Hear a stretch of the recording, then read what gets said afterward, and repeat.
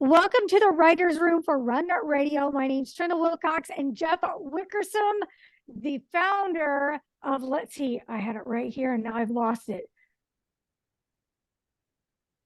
The Morning Fire. Tell me what this is all about. Welcome. Thank you. Thanks for having me. So morning fire is all how you bookend your days, right? What's that last 30 minutes of the day look like? And then what's the first 30 minutes? And how you start your day, it's so critical, but so missed. And what's more powerful than having some fire in the morning to start and start being on those toes, on the offensive and attacking the day? Okay, so you've got some very personal experience with how this all came about in your journey. So go ahead and tell me where our all began. So nearly 8 years ago, I lost my mom to breast cancer. So that shook me at my core, right? Losing the person that brought you into this world, watching her literally take her last breath. All of a sudden, the fragility of life smacks you in the face, right? And I was in corporate America at that point, and really I started asking myself some deep, hard questions that I think so many times in life we don't ask ourselves. What do you truly want to do?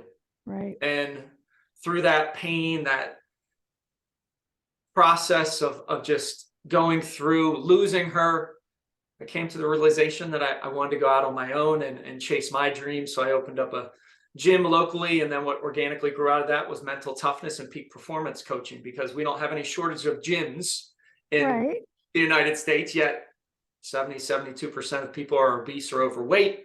And it's the battle, Trina, that you face, I face, we all face, that 6 inches in between our ears, right? That mental battle on a daily basis. So I went down that rabbit hole of personal development, eat, sleep, and breathe it now, and just love personally, intentionally stepping into the best version of myself each day, but also guiding others to do the same, because that intentionality, having that awareness and saying, okay, this is how I'm going to show up today. This is how I'm going to play today on fire, is so critical to being successful personally and professionally. And they're so intertwined. They are. And having mental toughness is very important. And sometimes even when you think you've got it, you've reached that peak, there's always something that comes hammering down on you that reminds you you're not as tough as you thought. So what do you do when either you experience that and or someone you've been coaching starts that downward spiral? It's difficult, right, to process in the moment, and perspective is a powerful thing in life. And when you can have, let's say if it's a coaching client arrangement, relationship, having somebody else to tell you these strengths and cheerlead and guide you through that process is incredibly powerful. Because I would say so many people, and I did this personally, and that led to a lot of pain, we go through it alone. We think we're the only one that's dealing with this, which is so far from the truth, right? I could probably hit a golf ball and find 10 people that are going through a very similar thing or something in their life. So many times we go it alone.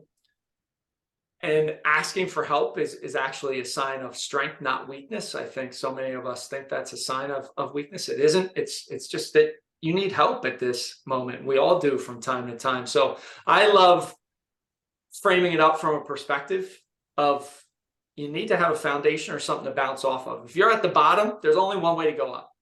Okay. Right? Is to go up from there and talk them through that process and say, okay, here's a mindset or a mental toughness rep that we're going to put in, right? We talked about gyms, right? We all go to the physical gym, we hit the weights.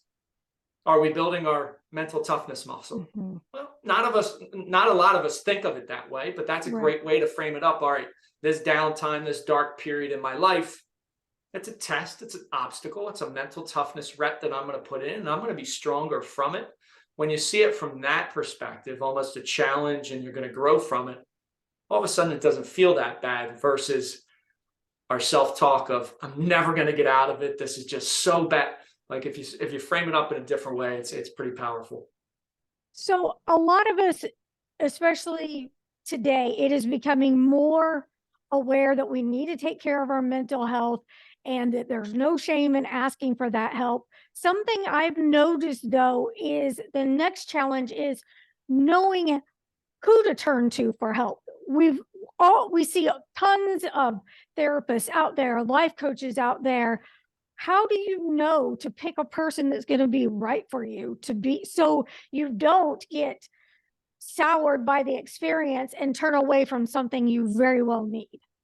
Yeah, and I would agree with you. I think a decent amount of people get soured by the experience. One of the things that I practice personally, and I highly encourage anybody that's looking for a therapist or a coach, is to follow them for a while and see if they're living and doing Okay. what they're going to teach you. Because if they're not, they can't come from a place of authenticity, right? They might have read it from a book, haven't implemented themselves, hadn't had the experience. And if they haven't, they're going to struggle in coaching you through what you're going through. So that is one of the things that personally I strive. I always tell my clients, either when it was back in my gym days or now in my coaching business, that I'm never going to put you through something that I haven't done myself. Okay. And that gives me the experience, authenticity to coach from it, as well as be empathetic and encouraging and understand what people are going through. So that is very important, is to follow somebody, watch it, get a feel, make sure that the other piece is you're on the same energy level. Because if you're not, if there's an energy mismatch, that's very difficult. If you're up and you're wired, but you hire a coach and they're monotone and it's not going to work for you, right? So energy is another critical component to be aware of. If you're energetic, then find a coach that's energetic. You are going to feed off of each other, and it's going to be so much of a better relationship. Those are great tips. How did you start turning this idea into everything it's become? You've wrote about it. You've got this whole package around the morning fire. So how did you decide, let's make this something that's accessible to people, let's write about it, and how am I going to do that? It was through pain I saw in my gym business, right? Of people not having these foundational habits on a daily basis that set them up for success. And unfortunately, we're not taught them in elementary. I was just having a conversation with another trainer just this afternoon, and it's stuff that we're not taught at any grade level. And we should be, because it is the foundation for everything in life. So back to my point I just made, I worked on myself, and I said, all right, how am I going to sleep? How am I preparing for a good night's sleep? How am I preparing for success in the morning? Stacking these quick wins. I started doing it. All of a sudden I said, wow, I feel different. I'm more focused. I've got more energy. I've got more time in my day. And then I went out and beta tested it with some of my gym clients. And they came back, and one of the gentlemen in particular, I've known since he was 5 years old. So we go back 42 years. Okay. Shy, introverted guy. I mean, he was a linebacker and fullback in football, built, but very shy. He went through the program. All of a sudden, he said he was a totally different person. His anxiety was down. He was the dad his kids deserved. He was the husband his wife got. And I've read his testimonial. It's brought me to tears. So I knew I had something. And then it was just continuing to expand, continuing to develop as a coach, develop personally, and then provide that energy, that accountability, that consistency to my clients. What were some of the things he started changing? He'd start changing those bookends, right, at night and in the morning. And when so many times when people wake up, they're playing defense, right? They're checking their phone, they're allowing negative influences to get into their mind. Instead, he got 5, 6, 7 wins right when he got up. He felt good. He felt energetic. He felt focused physically, mentally, spiritually. He was able to be prepared when his kids came downstairs. And all of a sudden, he started speaking up in class. He started doing these things that were incredible. And it was amazing to watch. And I felt so blessed and so grateful that I was able to help guide him in a little way.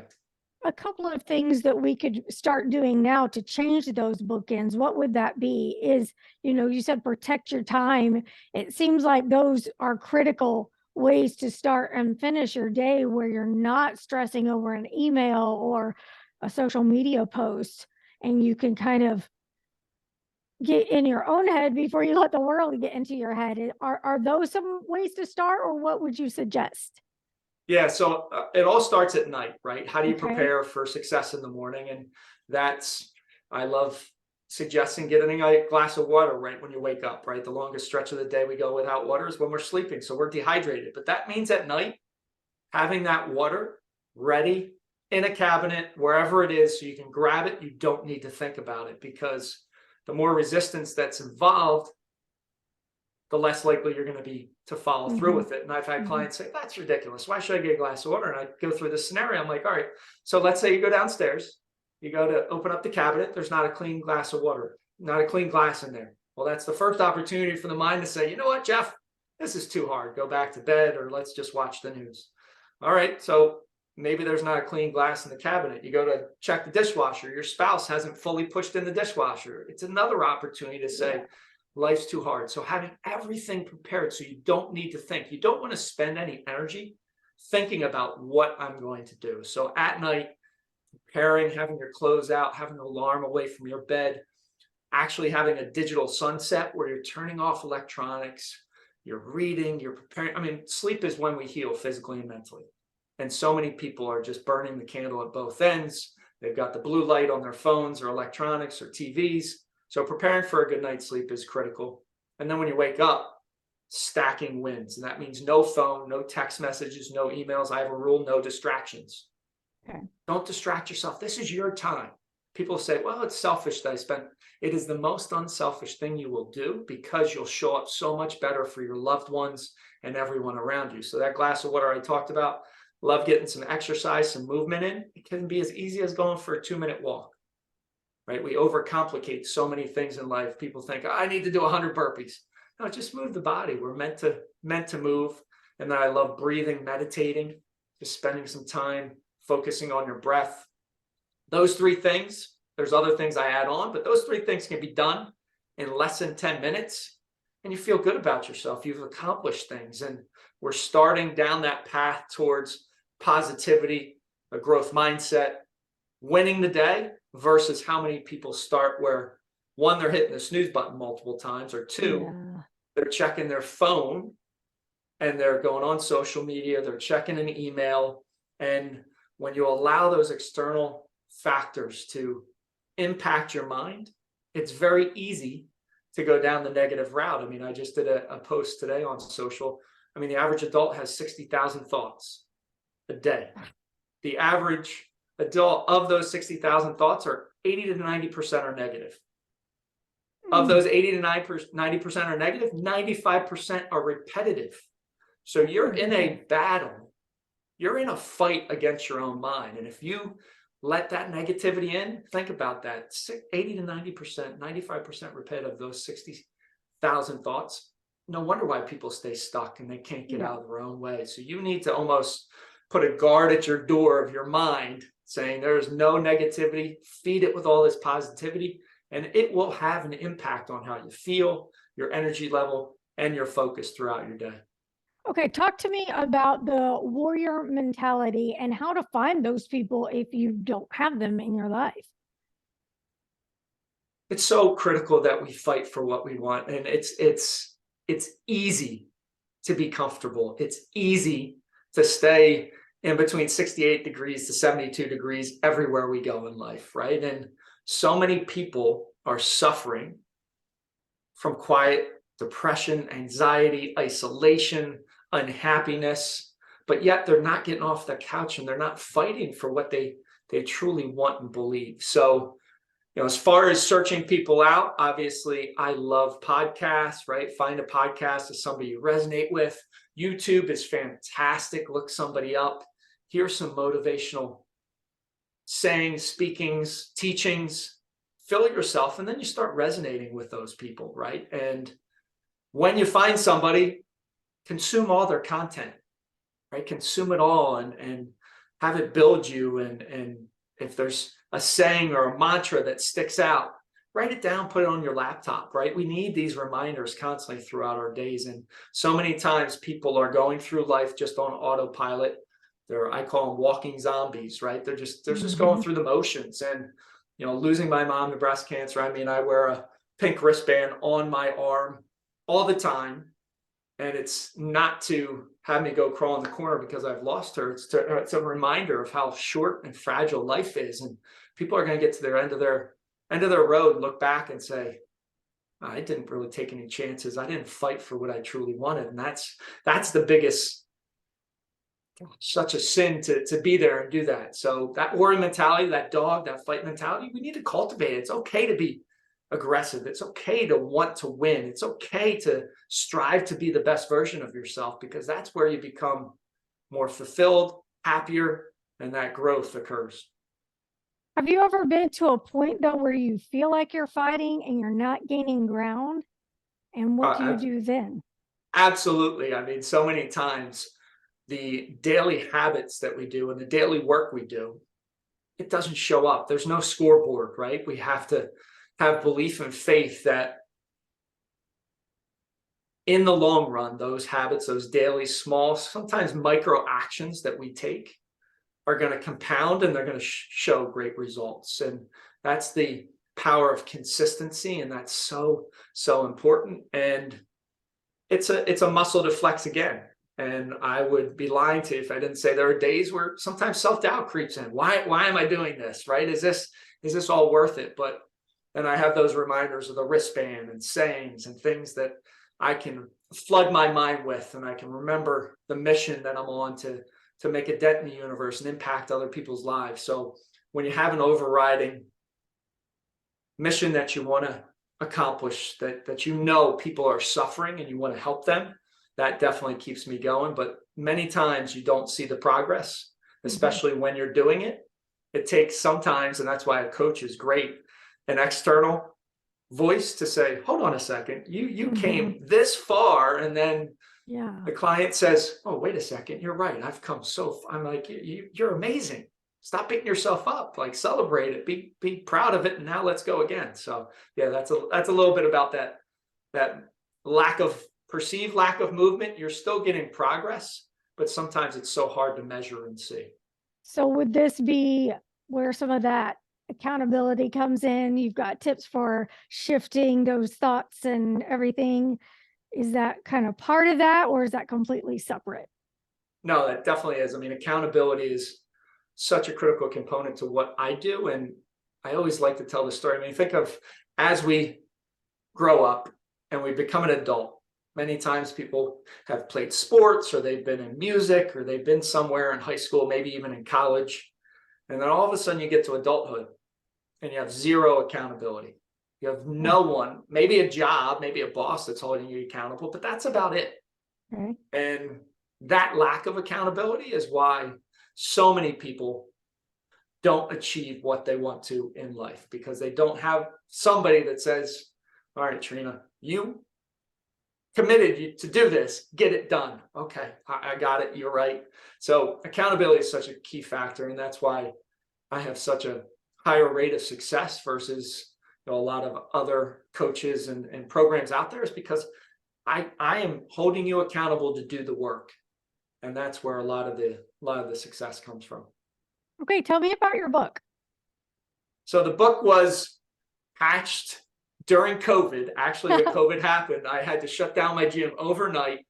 And I was still getting up at 5 a.m. and people kept saying, why are you getting up so early? And I said, one, it's a slippery slope. When you start not doing the things you should do and you need to be done, it's easy to slip into kind of that mediocrity and taking the foot off the gas. So I got up, and I had plenty of time before my wife and boys got up. So I started writing a book.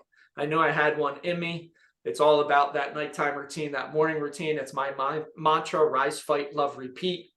Great mantra. You're rising like a phoenix, reborn each day, fighting for what you want in life, that dog mentality, loving yourself. Most importantly, you can love all those around you.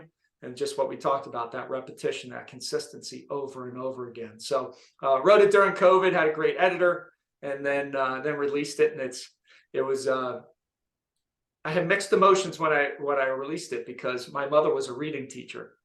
And she would have, I mean, I know she was looking down on me, but if she was here, she would have tap danced like you wouldn't believe that I had published a book. I know she was looking down, but yeah, it was a pretty awesome experience for sure. That is exciting. So from the writer's perspective, your process, you kind of piece by piece, what worked with your schedule is how you did it. When it came to deciding how to publish, did you hybrid, self, traditional?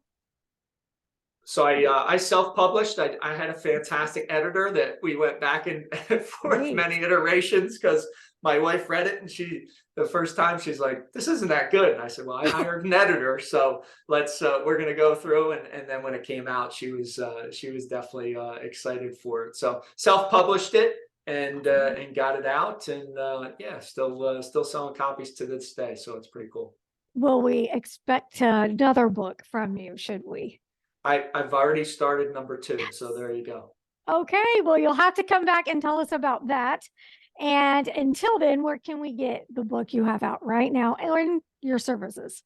Yep. So you can go out to Amazon. It's Rise, Fight, Love, Repeat, Ignite Your Morning Fire by Jeff Wickersham. And then all things Morning Fire, you can go out to themorningfire.com. I've got a ton of free content out there. You can grab the 9 must-dos each day from the highly effective, high performing leaders. You can grab that white paper, be a part of my newsletter, or if you want to say, hey, let's touch base for 20 minutes and jump on a short connection call. I always love connecting with people because I feel like that's so lost in today's social media world, right? We just don't connect with others, and we need to do that. We need to be there for people. So that's where you can find me. I will be signing up. Thank you very much, Jeff, for your time. Appreciate it and looking forward to coming back. Thanks so much.